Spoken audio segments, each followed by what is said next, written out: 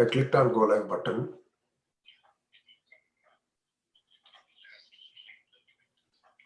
Okay.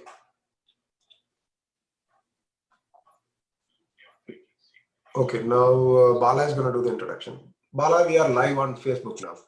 Thank you. Thank you, Arun. Thanks, Radha. I'm going to disconnect the call. Okay. Yep. Good morning, all. My name is Bala, and I am the Education Committee Chair at the Bridgewater Temple. And on behalf of the temple and on behalf of all the volunteers, I want to welcome you to the meditation session. This is the second session we are running in parallel. There is one on Saturday. And we started a second session because there was so much demand for the first session. And we also, since the times are very tough these days, people want to focus on what they are, what is in front of them. So we are also feeding this to Facebook Live. And last weekend, we had a religious lecture on satsang, and that was well received on Facebook. So that is why we thought people who couldn't register, people who didn't hear about it, people, abroad, wherever, they can still take advantage of these sessions. And that's where we are. Under education, we have a variety of programs, and all the classes were shifted to online medium as soon as we were forced to shut down the physical facilities. So please take a look at our webpage. If you go to the home page, you see an education link, and from there you can look at all the activities that we undertake, which is, there are a lot of, I would say, a rich set of programs for both children, adults, and especially for youth. And I don't want to take too much time here to describe all of them. I would encourage you to visit, take advantage of the programs, and also participate in towards contributing or making a new session or anything like that. All are run by volunteers. And talking about volunteers, I want to introduce Mahesh, who will be, you see Mahesh on the video, and you will see only Mahesh, because if you enable video, everybody's face will show up on Facebook broadcast, live cast, and we didn't want to do that. That's why you cannot see me either. We started meditation a couple of years back, and we have been running back-to-back sessions throughout the year to meet the demand, and of course in the classrooms. And all these things were facilitated by the Heartfulness Meditation Institute, and Mahesh is one of the lecturers. We used to have various other individuals also come and do the guided meditation. And with that introduction, there are a number of volunteers. You probably heard them in the background, and one of them is Neeraja, the other one is Arun Raj, and Radha is helping with Facebook link. A number of volunteers here also. With that, let me start. Mahesh, would you introduce and guide us through this? Thank you, Bala. Pranam. Good morning to everyone.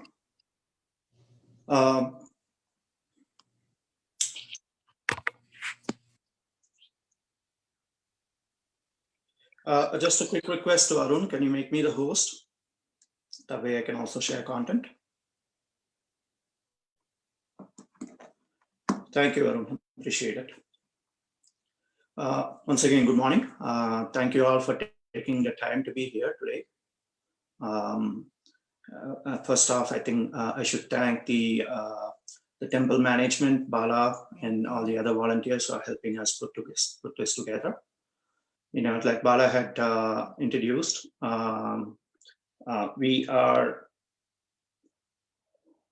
offering this session exclusively through Facebook, again because of the demand, primarily I think driven by the situation that everybody is in with COVID, right? There's a lot of stress, there's a lot of anxiety going around, and everybody feels a need to find that inner peace, to be able to, the keyword I'm looking for is resilience, right? To be able to cope and fight against some of those anxieties that we have. And so in that order, meditation is a tool that will definitely help kind of reestablish ourselves, anchor ourselves internally, and help find that inner peace and calm. So I'm happy to walk you through that today. My name is Mahesh Subramanian. I'm one of the trainers as part of the Heartfulness Institute. And we've been offering this practice for many years now, I would say since the early 1940s. It's available in many countries, and there's literally millions of practitioners, thousands of trainers like me. And we're going to talk about two techniques today as part of this session.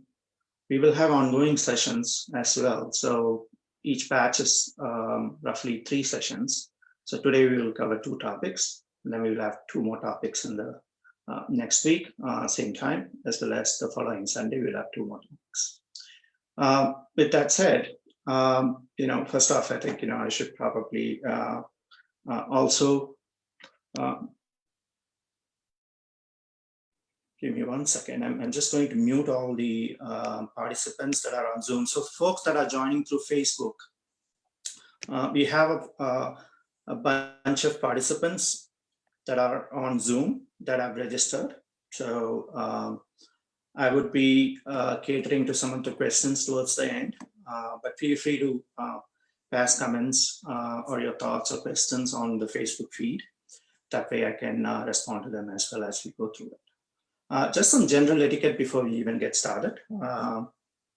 If you're using a device, I would advise that you actually keep the device away from your body. That way, if there is a notification of some sort, you're not disturbed. Make sure you adjust your device volume. Sometimes people hear me well, others don't. And I will try to moderate my voice as much as I can, but at the same time, I think it'll be good if you can actually try to moderate on your end. With that said, the other etiquettes, I think there were some questions around, what do we, how do we sit, what do we wear, and what are some general rules or guidelines as we go about this, right? The general guideline is try to find a quiet place where you won't be disturbed for the next hour or so. You could sit on the floor in a Padmasana posture for those that have practiced yoga and is comfortable sitting for a longer time frame. Or you can actually sit on the floor with back support, and as well as you can also sit on the chair if you feel that sitting on the floor is not good for you. I think the bottom line is you have to be comfortable in whatever posture that you can hold for the duration of the meditation. Okay, so I'm just going to pause for a little bit because I want to make sure that there's a bunch of feedback that I'm getting in terms of this being the first time we are actually doing this session through Facebook as well as on Zoom. We have admins that are actually helping us organize this session. I'm going to make sure that I'm doing what I'm supposed to do, and that you. Mahesh, one interruption. Mahesh, go ahead, Bala. Can you please check the waiting room and make sure you admit all, because there was some apparent. I admitted everybody. Okay, just check. I'm doing it. Yeah. Okay. Thank you. Thank you. Just other general etiquettes, if you have a phone with you, put it on mute or put it on the do not disturb mode. Maybe you're not disturbed. Besides that, wear comfortable clothing. There isn't a need for a yoga mat. We're not going to go through any kind of physical exercise today. What we're going to go through is a mental exercise. So with that said, let me just go through, what this meditation is about. And I'm actually going to play some background music as well, just so you don't hear any other feedback. And so if you just give me 1 minute. Apologies. So, like I indicated earlier, I'm part of the Heartfulness Institute, and we offer meditation classes throughout the world. We've been offering it at the temple for several years now.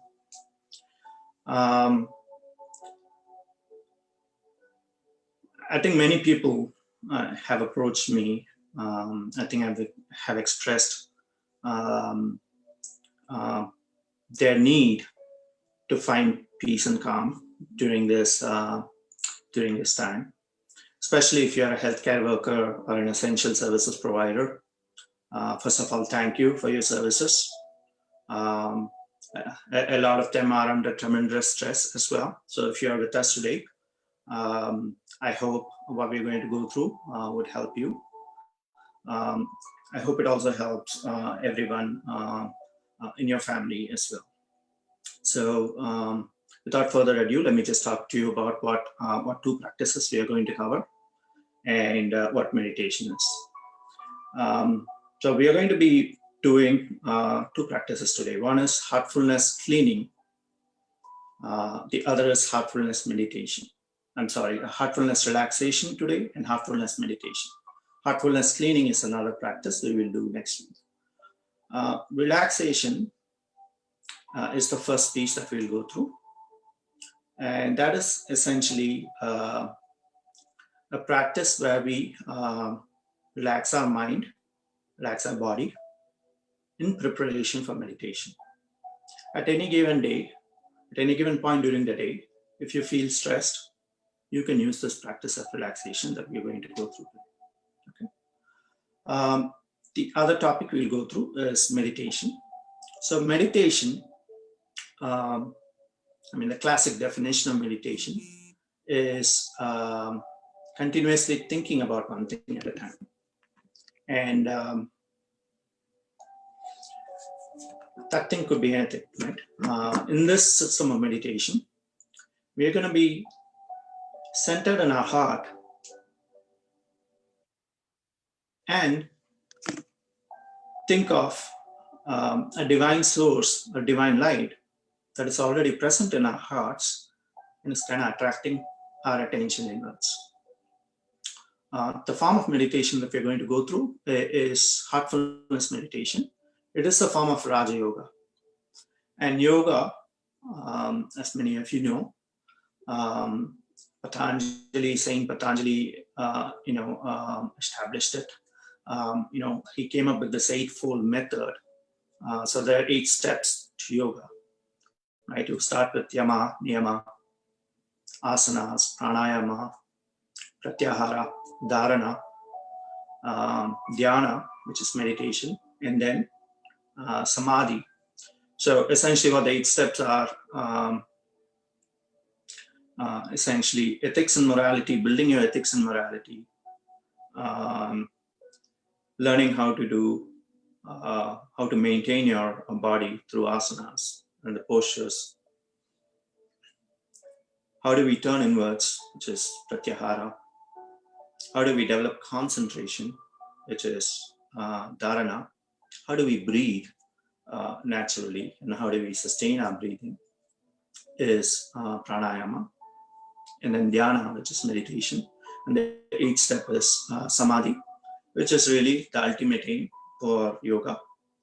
That is getting into a state of absorption, a state of emergence where our lower self kind of dissolves and into the higher self, and I'll call it the divine self. So this practice of Raja Yoga starts at the 7th step. The 7th step is dhyana or meditation. And the idea being When you start to regulate your mind, you can regulate your thoughts, you can regulate your attitudes, your behaviors. You can actually gain discipline, develop concentration, and your breathing also naturally settles down and kind of, establishes itself in a normal fashion. And so we're going to start with the 7th step of meditation and then use our mind to help find that inner balance, find that concentration, find that discipline, right? Good or bad, I think this situation where everybody is in a lockdown has given us an opportunity to connect with our family, right? In many instances. It also has given us a good opportunity to connect with ourselves. It's a great opportunity to look inwards. It's a great opportunity for us to look inwards during these times and sort of rediscover ourselves. And I'm hoping that through this practice today that you will be able to do that. Now, without further ado, I'm going to share with you the content of today's presentation. And I will share with you the link where you can actually find it for yourselves. For the folks that are on Zoom, we have emailed you the content ahead of time. And the folks on Facebook, let me just share with you real quick.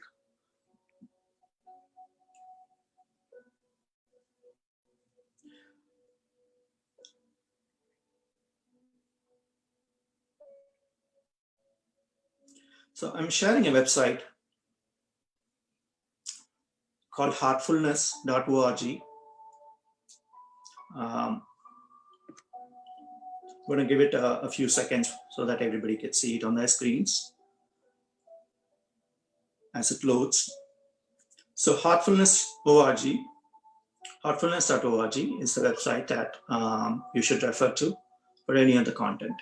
So if you scroll down that website, like I indicated earlier, we're going to go through 4 daily practices, and we will cover 2 of those practices today and the other 2 in the subsequent classes. So today we're going to talk about relaxation and meditation. And then the other 2 practices are cleaning and a prayer that we do to connect ourselves internally. So to begin with, I'm going to walk you through relaxation, and then I will also guide you through that practice. It takes about 10 minutes to do this relaxation practice. What it does is it helps you to learn to reduce tension in all the parts of your body and help you to stay balanced even in stressful situations. Right? It is a mental exercise where we physically scan our entire body from the bottom of our feet to the top of our crown and relax every muscle, every nerve, kind of de-tension all the physical parts of our body. And then eventually, when we get to the mind, we learn to relax the mind. And then once you relax the mind, you gently bring your focus to your heart and stay there. Okay, so that this practice, what we're going to go through, I'm just going to, visually kind of represent how we are going to do this practice. So if you're sitting in a chair or on the floor,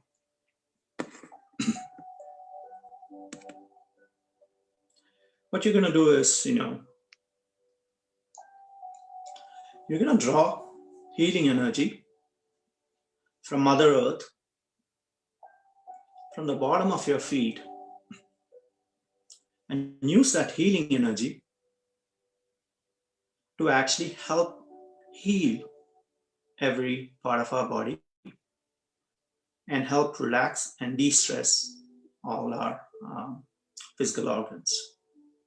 So we're going to draw energy from the bottom of the feet and then slowly progress upwards through our feet, relaxing our legs.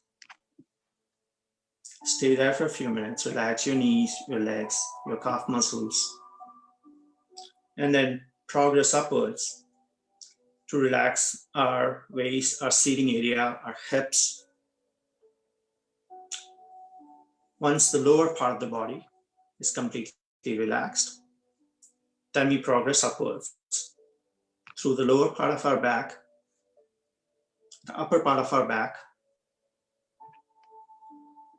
and then we relax our stomach, our chest, and essentially de-stressing any muscles, any nerve endings that we have, loosening any, when I'm saying the word relax, we are loosening any kind of knots that we have in our system and really letting go of any stress or burden. And, one way to visually think of it is, say if you're going to a massage, you pretty much kind of shake up the muscles to kind of loosen it. But here in this case, we're just doing it mentally. We're doing a mental massage of our muscles. We're doing a mental massage of our nerves to kind of help de-stress. So you scan the body all the way from the bottom of your feet to your lower part of your body, the upper part of your body. And then once you do that, relax both your hands, your arms, and then progress all the way through your face, all the muscles in your face, to the top of your head. And once you're there,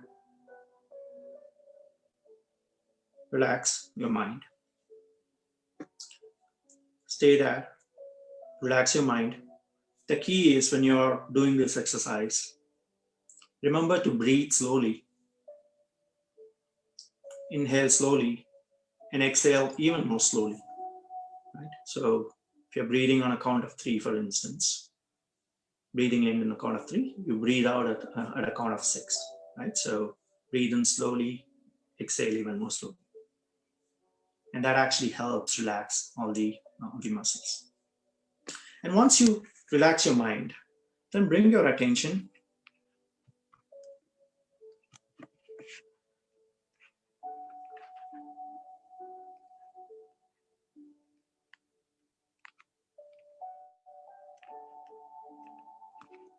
to your heart and stay there for a few minutes. Stay in a state of absorption, observe, and stay in that state of calmness once you relax yourselves.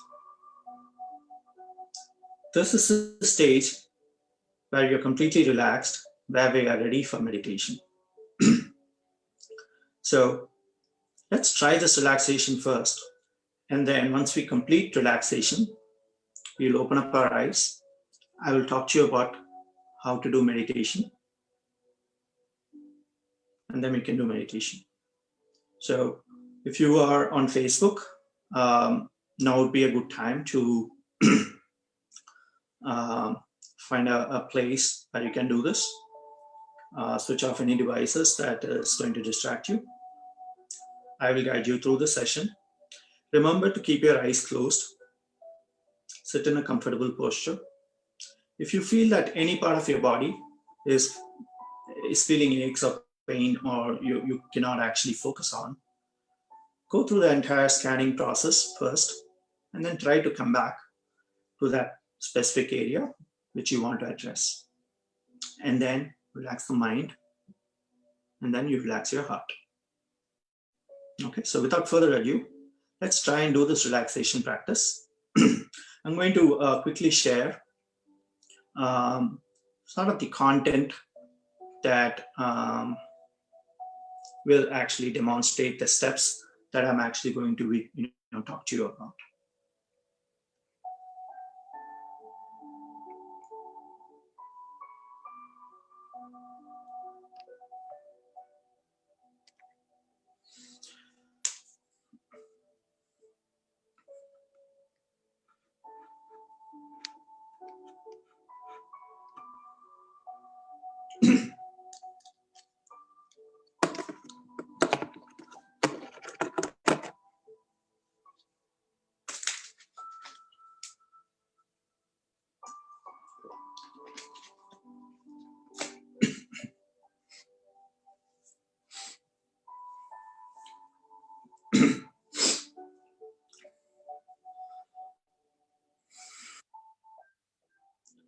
Sit comfortably and close your eyes.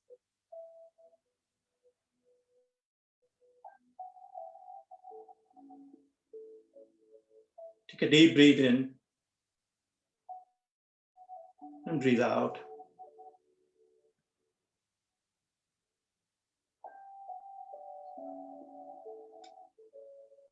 Slightly wiggle your toes.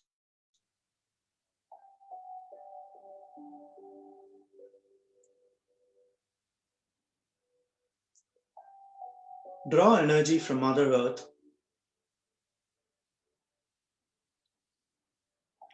from the bottom of your feet,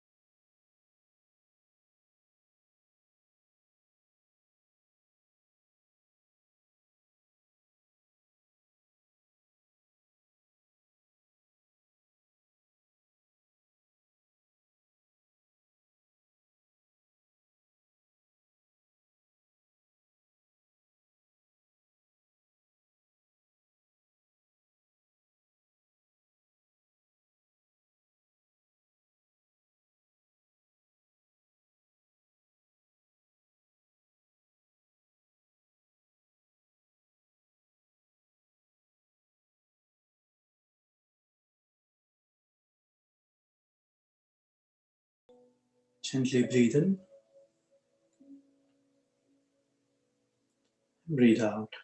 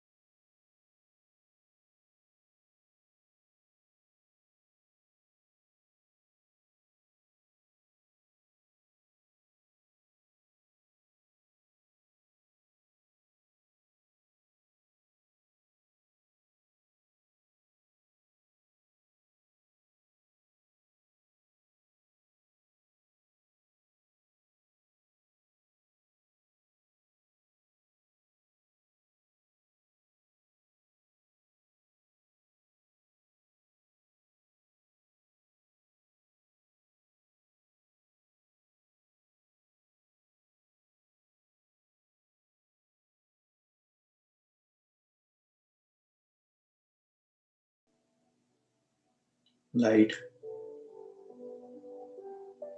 Or do you feel agitated?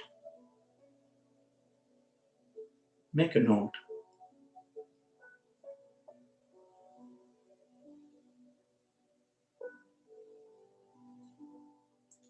Now that we have completed our meditation, we've received the grace in our hearts, let us mentally pray for all our brothers and sisters and all the living beings.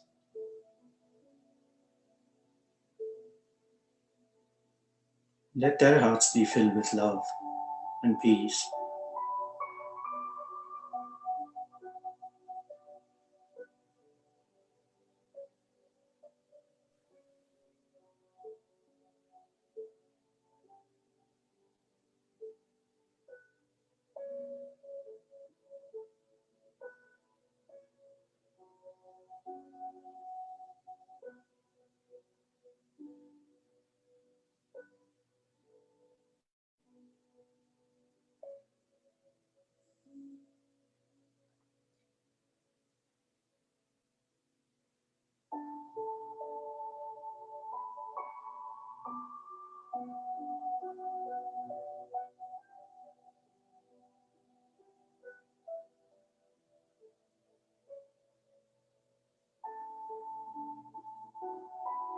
And with that prayer,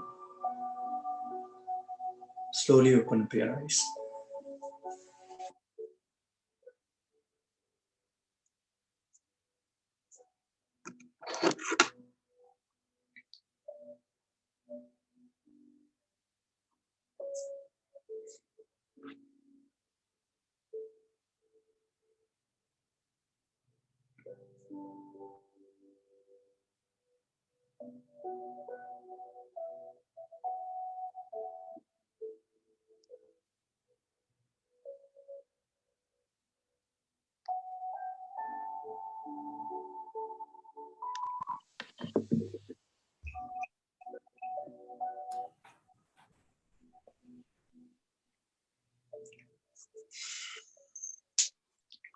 So hopefully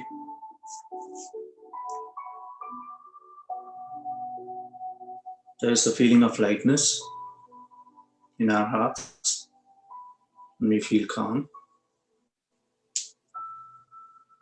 Before I get to questions, just a couple of points I want to share. The one thing I do want to mention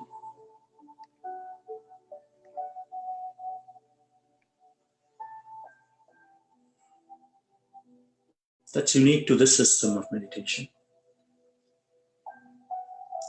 It's called pranahuti.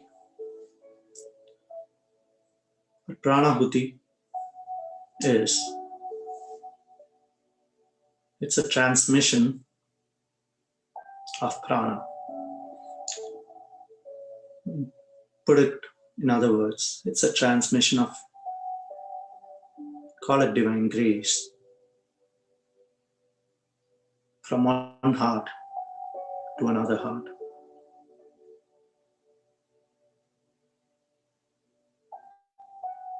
And this transmission actually helps transform ourselves, serves as a spiritual catalyst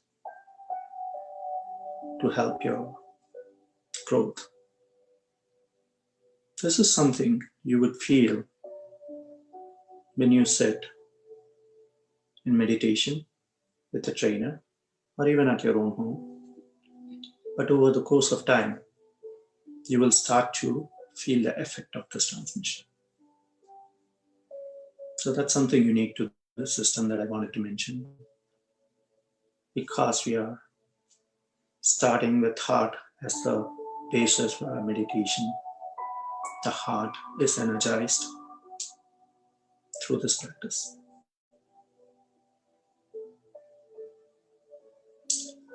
The other point I want to mention is what is the ideal time for meditation? Meditation ideally needs to be done early in the morning, ideally before sunrise. they say the nature is at an equilibrium at that time. There's not a lot of disturbances. That's probably the best time for you to meditate. But practically speaking, people's schedules are all different. We may or may not find the time to meditate at that time. So a general suggestion is, doesn't matter. As long as you practice anytime during the day, ideally in the morning, anytime during the day, but try and do it for at least 20 minutes, if not 30 minutes to begin with. And you can go up to 1 hour. For some of us, we may even feel the need to do the meditation more than once, and it's absolutely okay to do that, but never more than 1 hour at any given time. So this week, please use the resources that I shared with you. Heartfulness.org is the website where you can find these resources. And try the meditation in your own home, at your own convenience. Also, when you try to do it at your own home, try to find a place where you can do this every day. Find the same place to do it every day. And ideally find the same time to do it every day. Now what that does is help your mind get trained so it forms a memory that when you get to that spot, or when the time arrives, the mind is mentally prepared to do it. And the conditions are ready. Some people actually wake up even without an alarm every day at a certain time. The reason being is they have trained their mind to be awake. Here we are impacting our consciousness to be awake, to be ready at that time. So those are some tips that I would like to give you. Now, with that said, I would like to open the forum up for questions for people in Zoom. If you have questions for folks on the Facebook page, you could also put your comments there. I will try to moderate between the questions here and there. If you have any thoughts or observations you want to share, please feel free to do that as well, as the rest of the folks that are on this session can also benefit from it. So with that, if you have a question on Zoom, you can unmute yourselves and ask the question. There is also an option to chat where you can actually type in the questions for me.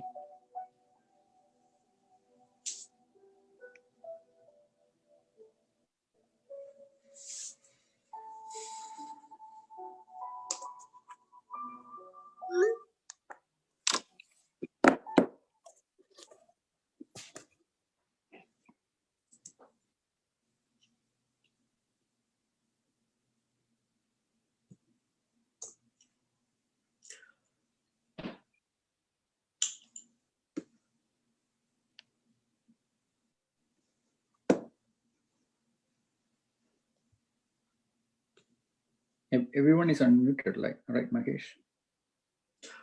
No, they can unmute themselves. Oh, okay. So I don't want to mute everybody at the same time. Right. Yeah. So, yeah, I see everybody is muted. I hope folks are still not meditating. Our meditation is over. Yeah, that's a possible. Hi, can you hear me? Yeah.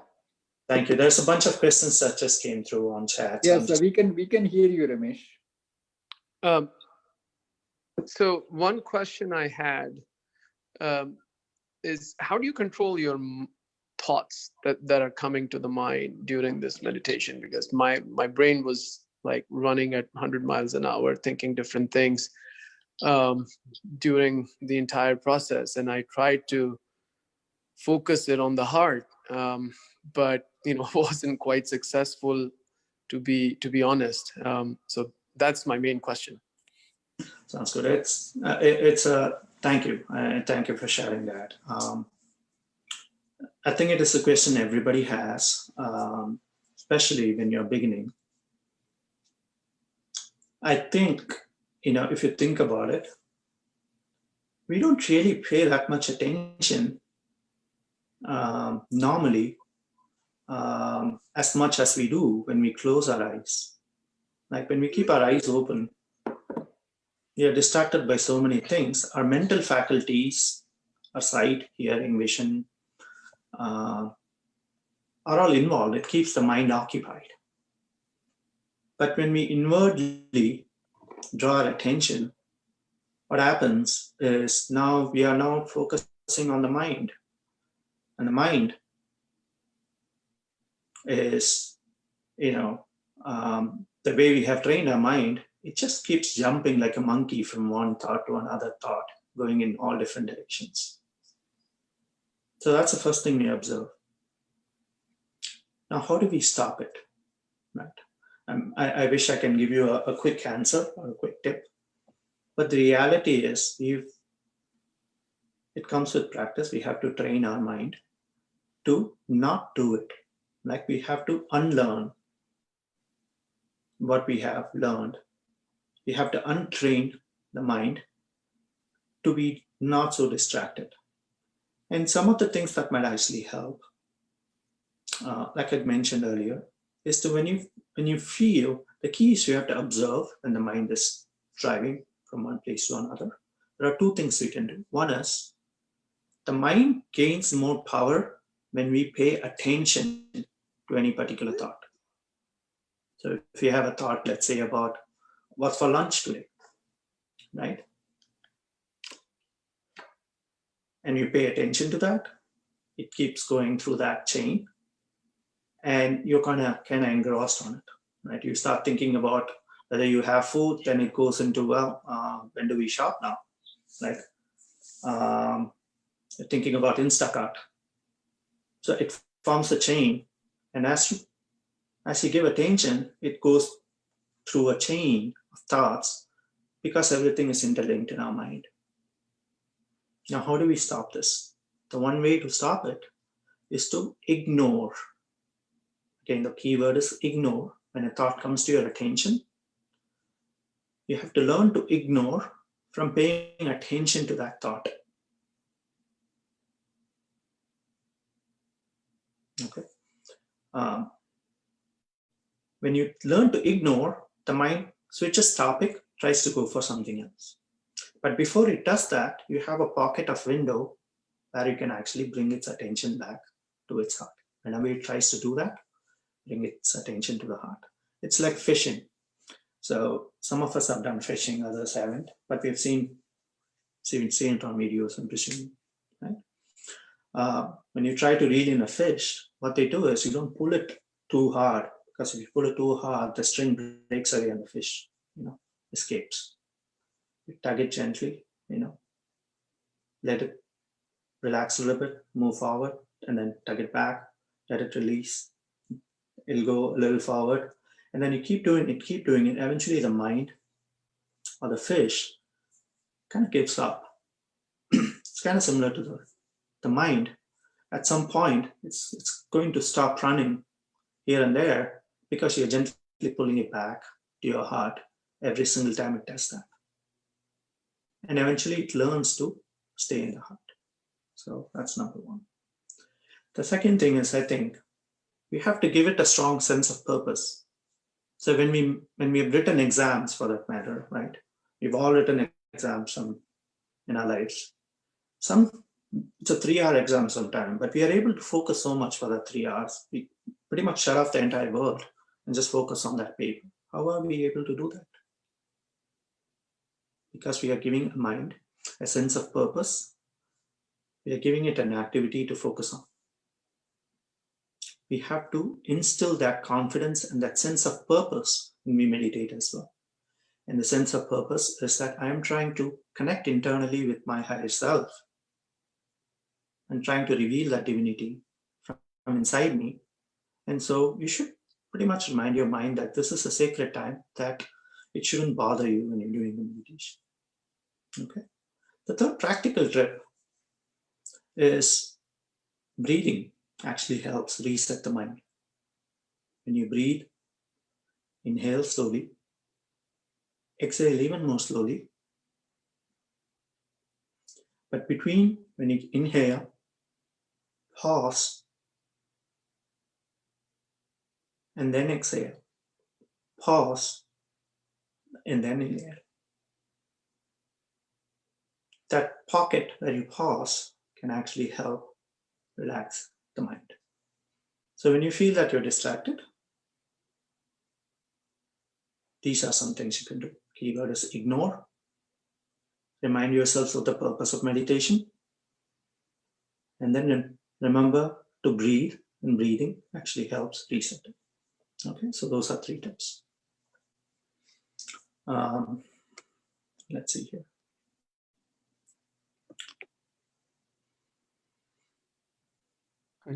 I do have a question. Please go ahead. Okay. When I'm doing this first relaxing methodology and the meditation, so keeping in one posture getting very, very tough. So because in this exercise, I switched from a chair to from floor to chair or something like that to keep myself following the session. But how do you recommend to sit in a specific posture and continue doing it as long as I can? Yeah, a couple of things, couple of tips might help. One is find a posture that actually helps. For me, I think, I can do either way, but I prefer to sit in a chair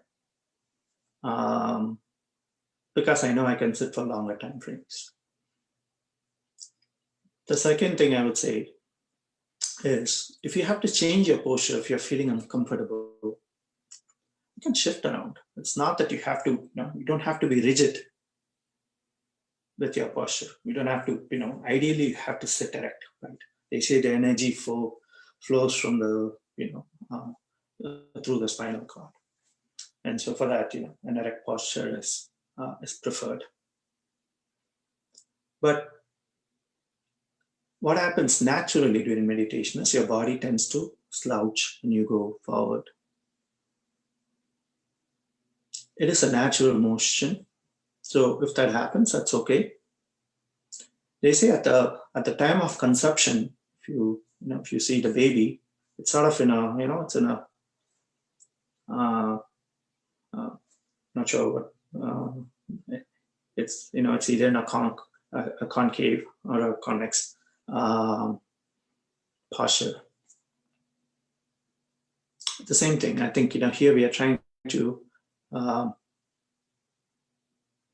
get into that natural motion where you kind of slouch, and it's okay when it happens. And if you feel that the body is just, disturbing you so much, adjust your posture.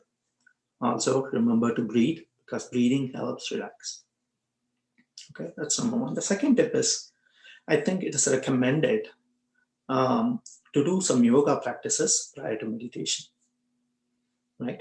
Asanas, as they say, actually help build the muscles and your stamina to actually do meditation. That's why I think back in the day when rishis used to do it, they used to do yoga, they used to do Surya Namaskar, it's a form of yoga, right? The reason being they meditated for hours and hours together, and then for you to be able to sit for so many hours, you need to actually have a way to actually maintain that body. So your yoga helps. I believe the temple also offers yoga, so that is something you can also try. But I mean, the short answer is find a posture that you feel comfortable.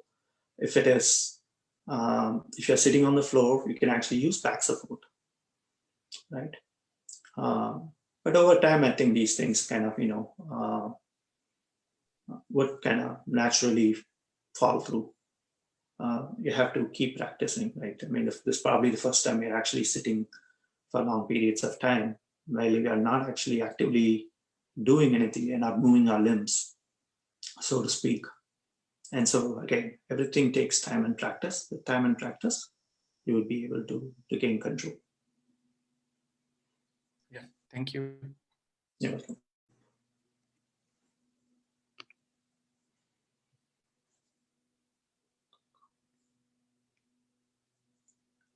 Any other questions?